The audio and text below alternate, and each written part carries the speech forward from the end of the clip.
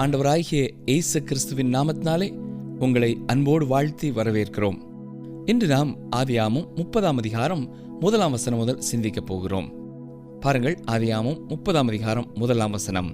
ராகேல் தான் யாக்கோபுக்கு பிள்ளைகளை பெறாததைக் கண்டு தன் சகோதரியின் மேல் பொறாமை கொண்டு யாக்கோபை நோக்கி, எனக்கு பிள்ளை கொடும், இல்லாவிட்டால் நான் சாகிறேன் என்றாள். கவனித்தீர்களா? அந்த நாட்களிலே ஒரு பெண்ணுக்கு குழந்தை இல்லை என்று சொன்னால் அது அவளுக்கு மிக கொடூரமான காரியமாய் இருந்தது. ஏனென்றால் சமுதாயம் அத்தனை குறைவாக அவர்களை பார்த்தார்கள். எவ்வளவுக்கு அதிகமான பிள்ளைகளை ஒரு பெண் பெற்றெடுக்கிறாளோ அவ்வளவுக்கு அதிகமாக சமுதாயத்திலே அவளுக்கு மதிப்பு உண்டு. வசனங்கள் 2-3 பாருங்கள். அப்பொழுது யாக்கோபு ராகேலின் மேல் கோபம் கொண்டு, தேவன் அல்லவோ உன் கற்பத்தை அடைத்திருக்கிறார், நான் தேவனா என்றான்.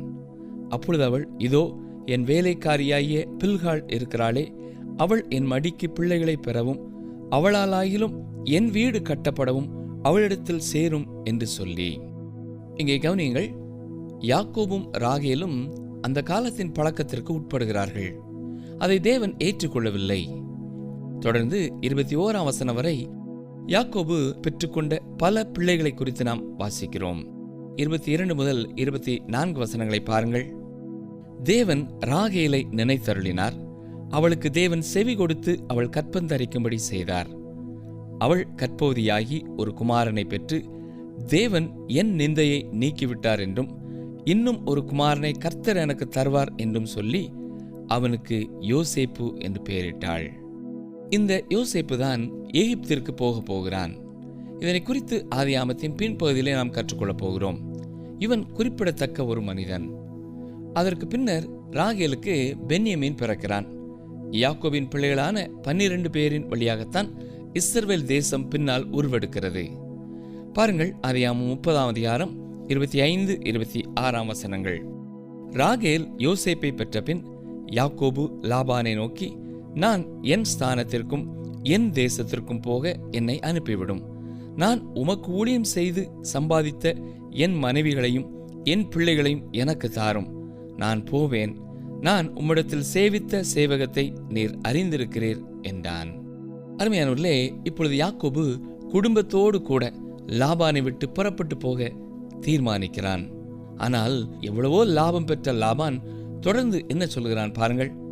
வசனம் 27. அப்பொழுது லாபான், உன் கண்களில் எனக்கு தயவு கிடைத்ததேயானால் நீ இரு. உன் நிமித்தம் கர்த்தர் என்னை ஆசீர்வதித்தார் என்று குறிப்பினால் அறிந்தேன். இது ஒரு ஆர்வம் தரக்கூடிய காரியமாயிருக்கிறது இல்லையா? எனவேதான் என்ன சொல்லுகிறான்? நீ புறப்பட்டு போக வேண்டாம், நான் உன் சம்பளத்தை வேண்டுமென்றால் கூட்டி தருகிறேன் என்று சொல்கிறான். என்னை கேட்டுக்கொண்டிருக்கிற எனக்கு அருமையான சகோதரனே, சகோதரியே, கர்த்தர் உங்களோடும் இருப்பார் என்று சொன்னால் நீங்கள் இருக்கிற இடத்திலே மற்றவர்களுக்கும் ஆசீர்வாதமாய் இருப்பீர்கள். நீங்கள் கர்த்தரோடு இருப்பதை காணும் அவர்கள் உங்கள் மூலமாய் அவர்களும் ஆசீர்வதிக்கப்படுவதை உணர்வார்கள், அறிந்து கொள்வார்கள். வசனம் 28 பாருங்கள். உன் சம்பளம் இன்னதென்று எனக்கு சொல், நான் அதை தருவேன் என்றான். இவ்வளவு காலத்திற்குள்ளாக யாக்கோபு லாபானை நன்றாகவே அறிந்து கொண்டான். எந்த ஒரு சந்தர்ப்பத்திலேயும் ஏதாவது ஒரு பிடி இருக்கும் என்பது அவனுக்கு தெரியும். ஒவ்வொரு முறையும் அவனே வெற்றி பெறுவான் என்பதை அறிந்திருந்தான். எனவே அவன் திட்டவட்டமாக இந்த முறை வீட்டை விட்டு வெளியேற வேண்டும் என்று தீர்மானிக்கிறான். பாருங்கள், ஆதியாகமம் 30ஆம் அதிகாரம் 29-30 வசனங்கள். அதற்கு அவன், நான் உம்மை சேவித்த விதமும் உம்முடைய மந்தை என்னிடத்தில் இருந்த விதமும் அறிந்திருக்கிறீர். நான் வருமுன்னே உமக்கு இருந்தது கொஞ்சம், நான் வந்தபின் கர்த்தர் உம்மை ஆசீர்வதித்ததினால் அது மிகவும் பெருகி இருக்கிறது. இனி நான் என் குடும்பத்துக்கு சம்பாத்தியம் பண்ணுவது எப்போது என்றான். யாக்கோபு சொல்லுகிற குற்றச்சாட்டுகளை சற்றே கவனித்து பாருங்கள். இவ்வளவு காலம் உமக்கு ஊழியம் செய்ததினாலே எனக்கு என்ன கிடைத்தது?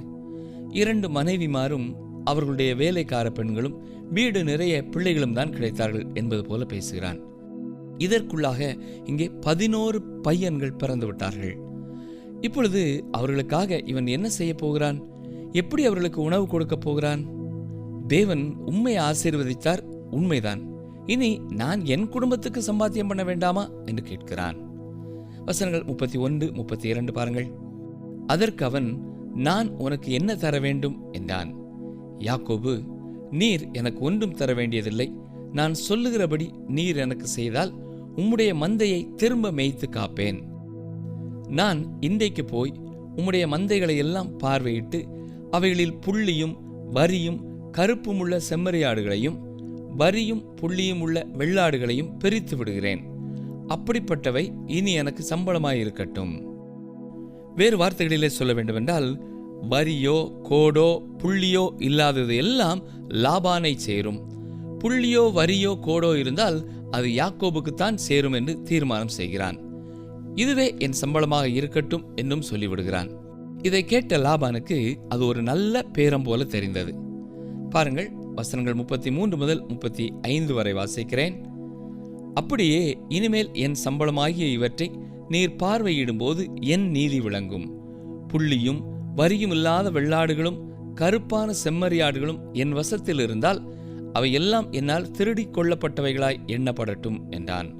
அதற்கு லாபான், நீ சொன்னபடியே ஆகட்டும் என்று சொல்லி அந்நாளிலே கலப்பு நிறமும் வரியுமுள்ள வெள்ளாட்டு கடாக்களையும் புள்ளியும் வரியுமுள்ள வெள்ளாடுகள் யாவையும் சற்று வெண்மையும் கருமையும் உள்ள செம்மறியாடுகள் யாவையும் பிரித்து தன் குமாரரிடத்தில் ஒப்புவித்தேன்.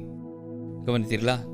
யாக்கோபுக்கு சம்பளமாக சொல்லப்பட்ட எல்லா வித்தியாசமான நிறமுள்ள ஆடுகளை எல்லாம் தனியாக பிரித்து விட்டார்கள். ஏனென்றால் இப்பொழுது மற்ற ஆடுகளோடு இவை சேர முடியாது. அப்படி சேர்ந்தால் அப்படிப்பட்ட ஆடுகள் மேலும் குட்டி போடும். எனவே 2 பேருடைய ஆடுகளும் தனித்தனியாக தெளிவாக பிரித்து கொள்ளப்பட்டது. ஆதியாகமம் 30ஆம் அதிகாரம் 36 முதல் 39 வரை பாருங்கள். தனக்கும் யாக்கோபுக்கும் இடையிலே 3 நாள் பிரயாண தூரத்தில் இருக்கும்படி வைத்தான். லாபானுடைய மற்ற ஆடுகளை யாக்கோபு மேய்த்தான்.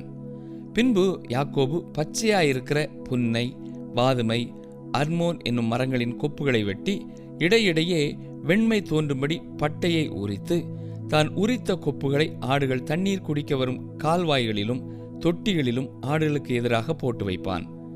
ஆடுகள் தண்ணீர் குடிக்க வரும்போது பொலிவதுண்டு. ஆடுகள் அந்த கொப்புகளுக்கு முன்பாக பொலிந்தபடியால் அவைகள் கலப்பு நிறமுள்ளதும் புள்ளியுள்ளதும் வரியுள்ளதுமான குட்டிகளை போட்டது. இந்த வேத பகுதியை குறித்து அநேகர் அநேக விதமாய் சொல்கிறார்கள். இது மூட நம்பிக்கை என்று சொல்கிறவர்கள் உண்டு. இது கிழவிகளுடைய பேச்சு, இது வேதத்திலேயே இருக்க தேவையில்லை என்று சொல்கிறார்கள். ஆனால் வேத புத்தகத்திலே குறிப்பிடப்பட்டிருப்பது சரியானது என்று நான் நினைக்கிறேன். ஆடுகள் கருத்தரிப்பதை குறித்தும் அந்த சூழ்நிலைக்கும் அதற்கும் தொடர்பு உண்டு என்பதை குறித்தும் கூறுகிறவர்களும் உண்டு. ஆனால் இங்கே முக்கியமான குறிப்பு என்னவென்றால், லாபானும் யாக்கோபுவுமே இந்த கட்டைகளினாலேதான் இப்படிப்பட்ட குட்டிகளை ஆடுகள் போடுகிறது என்று எண்ணினார்கள்.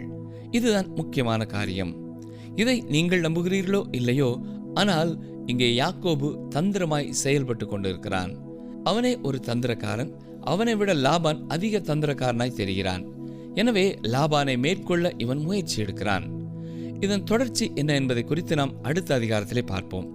யாக்கோபுடைய பிள்ளைகளை வரிசைப்படுத்தி பார்ப்பீர்கள் என்றால், லேயாள் மூலமாக ரூபன், சிமியோன், லேவி, யூதா, இசக்கார், செபுலோன், இத்தனை பையன்களுக்கு பிறகு 7ஆவதாக தீனாள் பிறக்கிறாள். ராகேலுடைய பில்காள் மூலமாக தான், நப்தலி ஆகிய பிள்ளைகள் பிறக்கிறார்கள். லேயாளின் வேலைக்காரியான சில்பாள் மூலமாக காத், ஆசேர் ஆகிய 2 குமாரர்களை பெற்றுக்கொள்கிறான். பின்னர் ராகேல் மூலமாகத்தான் யோசேப்பையும் பென்யமீனையும் பெற்றெடுக்கிறான். இப்பொழுது அந்த வீட்டிலே 12 குமாரர்களும் ஒரு குமாரத்தியும் இருக்கிறாள். அடுத்த அதிகாரத்திலே நாம் பார்க்கும் பொழுது, ஆரானை விட்டு எழுந்து தேவன் வாக்கு பண்ணியிருந்த ஆபிரகாமுக்கு, ஈசாக்குக்கு, யாக்கோபுக்கு வாக்கு பண்ணிய தேசமாகிய கானான் தேசத்துக்கு போகும்படியாக அழைக்கிறார். லாபானுடைய வீட்டு சூழலிலே யாக்கோபுடைய பிள்ளைகள் வளருவதை தேவன் விரும்பவில்லை என்று எண்ணுகிறேன். அவர்களை அங்கே இருந்து புறப்பட்டு வெளியே வரும்படியாக தேவன் அழைக்கிறார். இப்பொழுது நாம் ஆதியாகமம் 31ஆம் அதிகாரத்திற்குள்ளே கடந்து செல்கிறோம். இங்கே நாம் என்ன பார்க்கிறோம்? எந்த ஒரு காரியத்தையும் லாபானிடத்திலே சொல்லாமலேயே யாக்கோபு குடும்பத்துடன் வீட்டை விட்டு வெளியே வருகிறான்.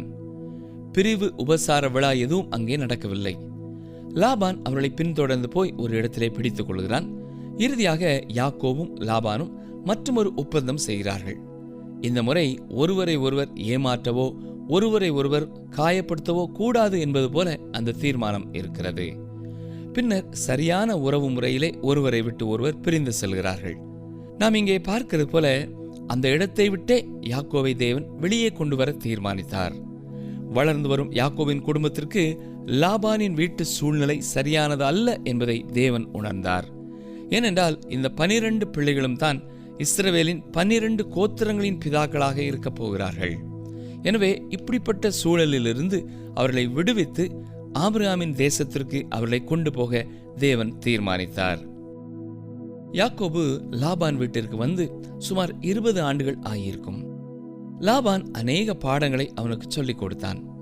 கடினமான பாதை வழியாக நடந்து வந்தான். தன் மேல் வந்த பாரங்களை எல்லாம் எண்ணி பார்க்கும் பொழுது கடினமான தனது சூழ்நிலையை உணர்ந்து கொள்கிறான். இருந்தாலும் தனது மாமனாகிய லாபானோடு கூட செய்து கொண்ட ஒப்பந்தத்தின்படி ஆடுகளை வளர்க்கிறான். இப்பொழுது லாபானுக்கு கிடைக்கும் ஆட்டுக்குட்டிகளை விட அவனுக்கு அதிகமான குட்டிகள் கிடைக்கிறது. இது லாபானுக்கு தெரியவில்லை. பாருங்கள், லாபானுடைய குமாரர்களுக்கும் இது தெரியவில்லை. ஆதியாகமம் 31ஆம் அதிகாரம் முதல் 2 வசனங்கள். பின்பு லாபானுடைய குமாரர், எங்கள் தகப்பனுக்கு உண்டானவைகள் யாவையும் யாக்கோபு எடுத்துக்கொண்டான் என்றும் எங்கள் தகப்பனுடைய பொருளினாலே இந்த செல்வத்தை எல்லாம் அடைந்தான் என்றும் சொன்ன வார்த்தைகளை யாக்கோபு கேட்டான். லாபானின் முகத்தை யாக்கோபு பார்த்தபோது அது நேற்று முந்தைய நாள் இருந்தது போல் இராமல் வேறுபட்டிருக்க கண்டான். இதே வேளையிலே யாக்கோபுக்கு என்ன நடக்கிறது பாருங்கள். வசனங்கள் 3-4. கர்த்தர் யாக்கோபை நோக்கி, உன் பிதாக்களுடைய தேசத்திற்கும் உன் இனத்தாரிடத்திற்கும் நீ திரும்பி போ, நான் உன்னோடே கூட இருப்பேன் என்றார். அப்பொழுது யாக்கோபு ராகேலையும் லேயாளையும் வெளியிலே தன் மந்தை இடத்தில் அழைப்பித்து அங்கே இருந்து புறப்படும்படியாக தேவன் யாக்கோபுக்கு சொன்னார். இப்பொழுது அவர்கள் புறப்படுவதற்கு ஆயத்தமாகிறார்கள். எனவே வெளியே மந்தை இருக்கும் இடத்திற்கு லேயாளையும் ராகேலையும் வர சொல்கிறான். காரணம் என்ன தெரியுமா? இந்த காரியத்தை குறித்து வீட்டிற்குள்ளே வைத்து பேசிக் கொண்டிருக்க முடியாது.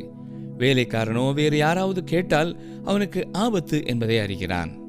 வசனங்கள் 5-6.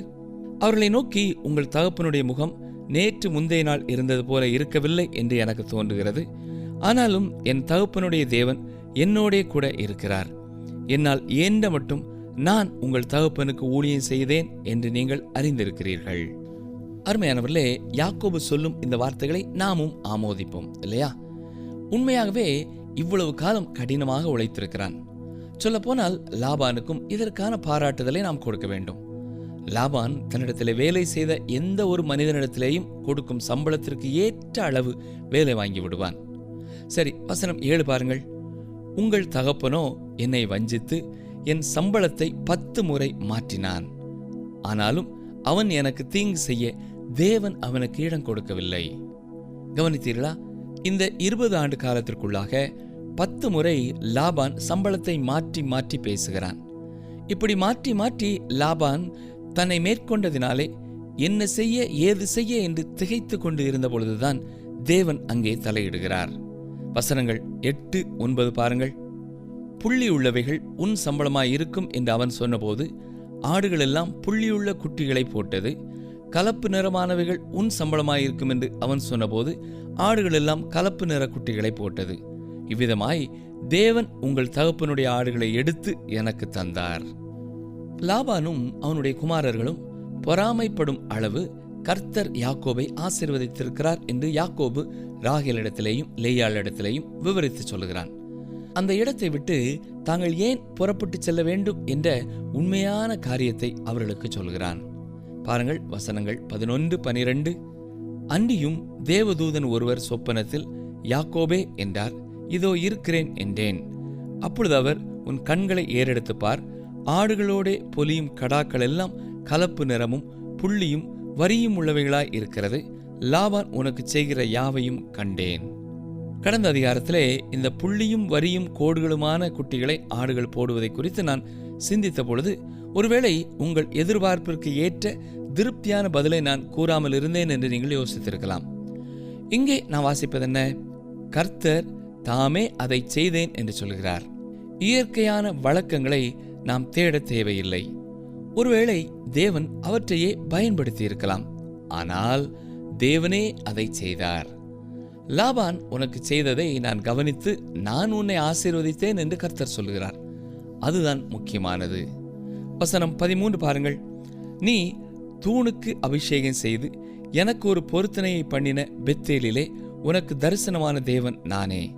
இப்பொழுது நீ எழுந்து இந்த தேசத்தை விட்டு புறப்பட்டு உன் இனத்தார் இருக்கிற தேசத்திற்கு திரும்பி போ என்று சொன்னார் என்றான். நானே பெத்தேலின் தேவன் என்று வீட்டை விட்டு யாக்கோபு ஓடி வந்த பொழுது அவனுக்கு தரிசனமான கர்த்தர் தம்மை அறிமுகப்படுத்தியிருக்கிறார். இப்பொழுதும் நீ எழுந்து இந்த தேசத்தை விட்டு புறப்பட்டு உன்னுடைய உறவினர்கள் இருக்கும் தேசத்திற்கு போ என்று சொல்கிறார். ஏன் தேவன் ஆரானை விட்டு யாக்கோபு புறப்பட வேண்டும் என்று கூறினார் என்றால், வளர்ந்து வருகிற 11 குமாரர்கள் அவனோடு இருக்கிறார்கள். அவர்கள் கற்றுக்கொள்ள தேவையில்லாத சில காரியங்களை அந்த சூழ்நிலையிலே ஏற்கனவே கற்றுக்கொள்ள ஆரம்பித்து விட்டார்கள். விக்கிரகங்களை வணங்கும் வழக்கமுள்ள அந்த சமுதாயத்தை விட்டு தேவன் ஆபிரகாமை எப்படி அழைத்தாரோ அதே போல இப்பொழுது யாக்கோபையும் அவனுடைய குமாரர்களையும் வெளியே அழைக்கிறார். பாருங்கள், வசனங்கள் 14, 15. அதற்கு ராகேலும் லேயாளும், எங்கள் தகப்பன் வீட்டிலே இனி எங்களுக்கு பங்கும் சுதந்திரமும் உண்டோ? அவரால் நாங்கள் அந்நியராய் எண்ணப்படவில்லையா? அவர் எங்களை விற்று எங்கள் பணத்தையும் வாயிலே போட்டுக்கொண்டார். பெண் பிள்ளைகளுக்கும் கொடுக்க வேண்டிய காரியத்தை லாபான் கொடுக்காமல் அதையும் விற்று தான் எடுத்துக்கொண்டார் என்று பிள்ளைகளே அவரை குறித்து சொல்கிறார்கள். ஆம் அருமையானவர்களே, லாபான் நம்பப்பட முடியாதவன். வசனம் 16 பாருங்கள். ஆகையால் தேவன் எங்கள் தகப்பனிடத்திலிருந்து எடுத்த ஐஸ்வர்யம் எல்லாம் நமக்கும் நம்முடைய பிள்ளைகளுக்கும் உரியது. இப்படி இருக்க தேவன் உமக்கு சொன்னபடியெல்லாம் செய்யும் என்றார்கள். உண்மையாகவே இந்த பெண் பிள்ளைகளை நாம் புகழ வேண்டும். தங்கள் கணவர் என்ன நினைக்கிறாரோ அதையெல்லாம் செய்யும்படியாக அனுமதி கொடுக்கிறார்கள். அவனோடு கூட நிற்கிறார்கள். ஏனென்றால் தங்கள் தகப்பன் தங்களையும் கொள்ளையிட்டு விடுவார் என்று உணர்கிறார்கள். தொடர்ந்து ஆதியாகமம் 31ஆம் அதிகாரம் 17 முதல் 19 வசனங்களை வாசிக்கிறேன். அப்பொழுது யாக்கோபு எழுந்து தன் பிள்ளைகளையும் தன் மனைவிகளையும் ஒட்டகங்கள் மேல் ஏற்றி தான் பதான் அராமிலே சம்பாதித்த மிருக ஜீவன்களாகிய மந்தைகள் அனைத்தையும் தன் பொருள்கள் எல்லாவற்றையும் எடுத்துக்கொண்டு கானான் தேசத்தில் இருக்கிற தன் தகப்பனாகிய ஈசாக்கினிடத்துக்கு போக புறப்பட்டான். லாபான் தன் ஆடுகளை மயிர் கத்தரிக்க போயிருந்தான். அந்த சமயத்திலே ராகேல் தன் தகப்பனுடைய சொரூபங்களை திருடிக் கொண்டாள். தன் தகப்பனையும் தாயையும் விட்டு அவன் வரும்பொழுது திருட்டளவாய் புறப்பட்டான் இல்லையா? அதே போல இப்பொழுதும் மாமனை விட்டு போகும் பொழுதும் திருட்டளவாய் அவன் புறப்படுகிறான். ஆனால் முழுவதுமாக அவனுடைய தவறு என்று இதை நாம் சொல்ல முடியாது. ஏற்கனவே இதற்கான எல்லா ஆயத்தங்களையும் அவன் செய்துவிட்டான். தன் மிருக ஜீவன்களையும் வேலைக்காரரையும் புறப்பட்டு செல்வதற்கு ஆயத்தப்படுத்தி வைத்திருந்தான். ஏற்கனவே நான் சொன்னேன், அவர்களுடைய வீட்டிலே அவர்கள் விக்கிரக வணக்கம் செய்கிறவர்களாய் இருந்தார்கள். ராகேல் திருட்டளவாய் சில விக்கிரகங்களை எடுத்துக் கொள்கிறாள். தேவன் அந்த சூழ்நிலையிலே யாக்கோபின் பிள்ளைகள் வளர்வதை விரும்பவில்லை. எனவேதான் வெளியே அழைக்கிறார். ஆனால் ராகேல் தன் தகப்பனுடைய சொரூபங்களிலே சிலவற்றை திருடிக் கொண்டு வருகிறாள். அவள் தப்பான எண்ணம் கொண்டவளாய் இருக்கிறாள். யாக்கோபு சிறுவனாக தன் வீட்டை விட்டு ஓடும் பொழுது தேவனை விட்டும் ஓடுகிறேன் என்று நினைத்துதான் ஓடினான். ஆனால் தேவன் பெத்தேலிலே அவனை சந்தித்தார். அப்பொழுதுதான் தேவனை விட்டு ஓடிவிட முடியாது என்பதை அவன் அறிந்து கொண்டான். அருமையானவர்களே, பல ஆண்டுகளுக்கு பின்னர் தாவீது இந்த சத்தியத்தை குறித்து தெளிவாக எழுதி வைத்திருக்கிறார். சங்கீதம் 139 7, 8 வசனங்களை பாருங்கள். உம்முடைய ஆவிக்கு மறைவாக எங்கே போவேன்? உம்முடைய சமூகத்தை விட்டு எங்கே ஓடுவேன்? நான் வானத்திற்கு ஏறினாலும் நீர் அங்கே இருக்கிறீர். நான் பாதாளத்தில் படுக்கை போட்டாலும் நீர் அங்கேயும் இருக்கிறீர். தொடர்ந்து 9, 10 வசனங்களையும் நாம் பார்க்க வேண்டும். நான் விடியற்காலத்து செட்டைகளை எடுத்து சமுத்திரத்தின் கடையாந்தரங்களிலே போய் தங்கினாலும் அங்கேயும் உமது கை என்னை நடத்தும், உமது வலது கரம் என்னை பிடிக்கும். அருமையான சகோதரனே, சகோதரியே, நீங்கள் நிலவுக்கு போனாலும் தேவனை விட்டு தூரமாய் ஓட முடியாது. அந்நாட்களிலே லாபான் தனது ஆடுகளுக்கு மயிர் கத்தரிப்பதற்காக சென்றிருந்தான். ஒருவேளை சில மைல்கள் தூரமாய் அவன் சென்றிருக்கலாம். அவ்வாறு லாபான் வெளியே சென்றிருந்த பொழுது யாக்கோபு குடும்பத்தோடு வெளியேறுகிறான். பாருங்கள், ஆதியாகமம் 31ஆம் அதிகாரம் 20, 21 வசனங்கள். யாக்கோபு தான் ஓடி போகிறதை சீரியனாகிய லாபானுக்கு அறிவியாமல் திருட்டளவாய் போய்விட்டான். இப்படியே அவன் தனக்கு உண்டானவைகளை எல்லாம் எடுத்துக்கொண்டு ஆற்றை கடந்து கீலேயாத் மலையை நோக்கி ஓடி போனான். யோர்தான் நதிக்கு கிழக்கே இருக்கும் கீலேயாத் மலை அவர்கள் கண்களுக்கு தெரிகிறது. அவ்வளவு தூரம் அவர்கள் வந்துவிட்டார்கள். வசனங்கள் 22, 23. யாக்கோபு ஓடிப்போனது 3ஆம் நாளிலே லாபானுக்கு அறிவிக்கப்பட்டது. அப்பொழுது அவன் தன் சகோதரரை கூட்டிக் கொண்டு 7 நாள் பிரயாண பரியந்தம் அவனை தொடர்ந்து போய் கீலேயாத் மலையிலே அவனை கண்டுபிடித்தான். உண்மையாகவே யாக்கோபு சென்ற வேகத்தை விட மிக துரிதமாக லாபான் வந்து யாக்கோபை சந்திக்கிறான். யாக்கோபை பொறுத்தமட்டிலேயும் லாபான் வருவது நன்மைக்கானதல்ல. ஏனென்றால் அவனை கொல்லும் அளவிற்கு அவன் கோபம் நிறைந்தவனாய் இருந்தான். ஆனால் தேவன் தலையிடுகிறார். பாருங்கள், ஆதியாகமம் 31ஆம் அதிகாரம் 24ஆம் வசனம். அன்று ராத்திரி தேவன் சீரியா தேசத்தானாகிய லாபானுக்கு சொப்பனத்தில் தோன்றி, நீ யாக்கோபோடே நன்மையே அன்றி தீமை ஒன்றும் பேசாதபடிக்கு எச்சரிக்கையாயிரு என்றார். கவனித்தீர்களா? வேறு வார்த்தைகளிலே சொல்ல வேண்டுமென்றால், லாபானே, நீ யாக்கோபை சந்திக்கப் போகிறாய், சரிதான். நீ என்ன வார்த்தைகள் பேசப் போகிறாய், என்ன செயல்களை செய்ய போகிறாய் என்பதை குறித்து கவனமாக இரு, எச்சரிக்கையாக இரு என்று ஆண்டவர் எச்சரிக்கிறார். நிகழ்ச்சியை கேட்டுக்கொண்டிருக்கிற எனக்கு அருமையான சகோதரனே, அருமையான சகோதரியே, யாக்கோபு எவ்வளவு எத்தனாக இருந்தாலும் தேவன் அற்புதமாய் அவனுக்கு உதவி செய்கிறார். லாபான் எத்தனை முறையோ யாக்கோபை ஏமாற்றினான். ஆனாலும் கர்த்தர் அவனோட கூட இருந்தபடியினாலே அவனுடைய சகல முயற்சிகளையும் ஆசீர்வதித்தார். நீங்கள் வேலை செய்கிற இடத்திலே அல்லது உங்கள் வியாபாரத்திலே மற்றவர்கள் உங்களை மேற்கொள்கிறார்கள் என்ற பயத்தோடு இருக்கிறீர்களா? கர்த்தர் உங்களோடு இருக்கிறார் என்று சொன்னால் யார் உங்களுக்கு எதிராக என்ன செய்தாலும் அது ஒன்றுமே வாய்க்காதே போகும் என்பதை மனதிலே வைத்துக் கொள்ளுங்கள். கர்த்தர் மேல் உங்கள் நம்பிக்கையை வைத்து எல்லா காரியங்களையும் அவரிடத்திலே அறிக்கை செய்யுங்கள். அவருடைய வசனத்தின் ஆலோசனைக்கு கீழ்ப்படியுங்கள். யாக்கோபை பாதுகாத்த தேவன் உங்களையும் பாதுகாத்துக் கொள்வார்.